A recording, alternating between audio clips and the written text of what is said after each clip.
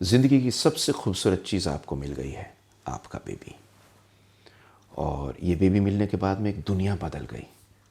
2 से 3 हो गए या 2 से 4 हो गए, जैसा भी हुआ, ये खुशी का समय कमाल का होता है। लेकिन चाइल्ड बर्थ के बाद में आपस में रिलेशन कब चालू करें, सेक्स आप कब कर सकते हैं, ये एक सवाल डिस्चार्ज के टाइम पर जब मरीज़ जाने वाला होता है तो हमेशा पूछता है, या पूछने की कम से कम चाह रखता है।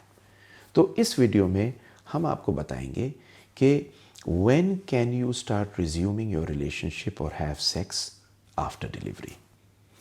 एंड इम्पॉर्टेंट वीडियो है। सारे सवाल जो पेशेंट पूछते हैं साइंटिफिकली उसको आंसर कर रहे हैं। एंड तक ज़रूर सुनिएगा, एक बोनस टिप देना है आपको।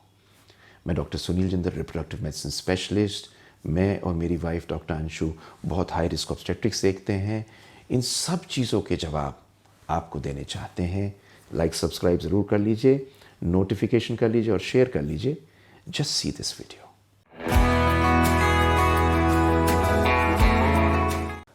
सवाल, how long do we have to wait before we start intercourse. कितना समय हमें रुकना चाहिए जिसके बाद में हम रिज्यूम कर सकते हैं अपनी नॉर्मल सेक्सुअल इंटरकोर्स को। जो डिलीवरी होती है एक अलग चीज़ होती है। इसमें हार्मोनल चेंजेस होते हैं, वेजाइना थिन हो जाती है और टिश्यूज सब चेंज हो जाते हैं, बेबी आता है, ब्रेस्ट फीडिंग कर रहे होते हैं। इन सब चीज़ों से मतलब ये होता है कि इतनी लंबी जर्नी के बाद बॉडी को रेस्ट चाहिए और सेक्स से भी रेस्ट चाहिए। क्यों चाहिए?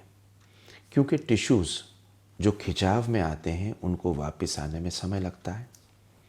हॉर्मोन्स जो बहुत हाई लेवल पे गए होते हैं उनको वापस आने में समय लगता है। और अगर आप ब्रेस्ट फीडिंग कर रहे हैं तो कुछ हार्मोन प्रोलैक्टिन जैसे ऐसे होते हैं जो सेक्सुअल डिज़ायर को कम रखते हैं। शायद ये एक नेचुरल प्रोसेस है ऊपर वाले का बनाया हुआ, जिससे आप अवॉइड कर सकें सेक्स को।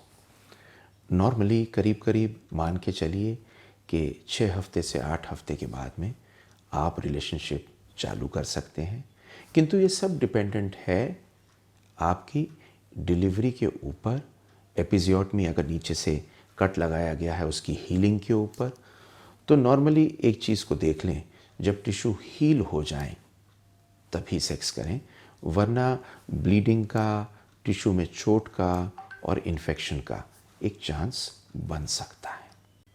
अब 2 तरह से डिलीवरी हो सकती है। या तो आपकी नॉर्मल वेजाइनल डिलीवरी है, तो नॉर्मल वेजाइनल डिलीवरी में मसल्स नीचे की बहुत तेज़ी से खींची होती हैं, उनको वापस मजबूत होने में, सिकुड़ने में टाइम लगता है।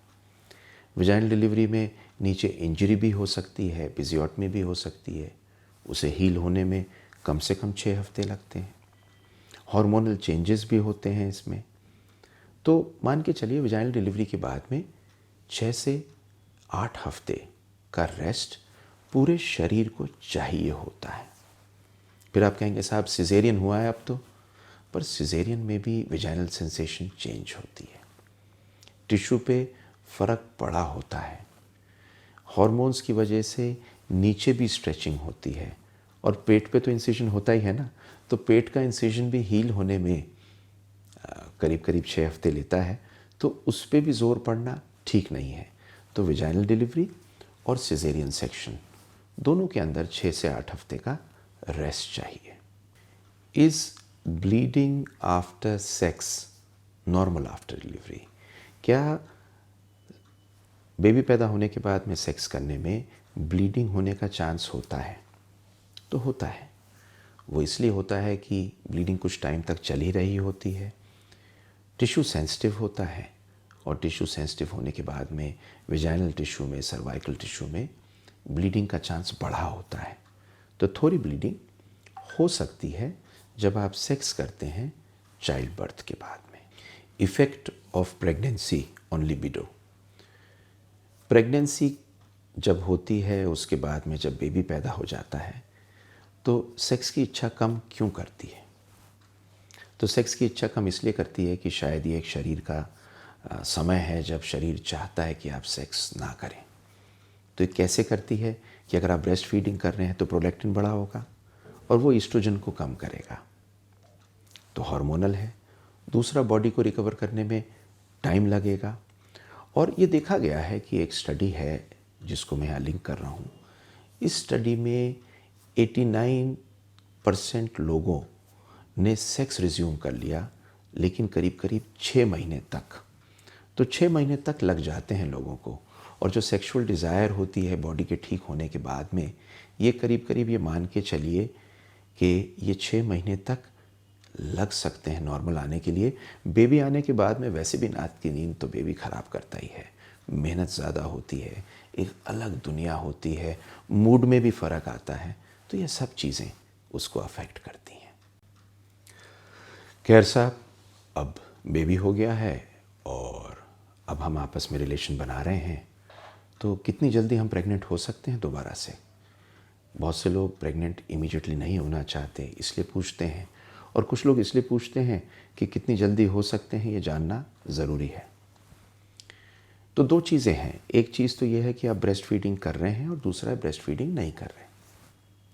अगर आप ब्रेस्ट फीडिंग नहीं कर रहे तो अंडा बनने की प्रक्रिया करीब करीब 6 हफ्ते में चालू हो जाती है।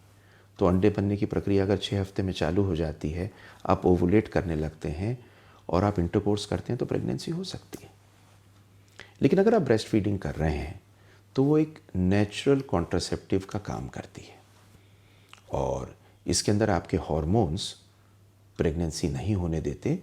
और साथ साथ इम्पॉर्टेंट चीज़ ये है कि इस दौरान में लैक्टेशन में कई बार मेंस्ट्रुएशन मतलब महीना भी बंद हो जाता है।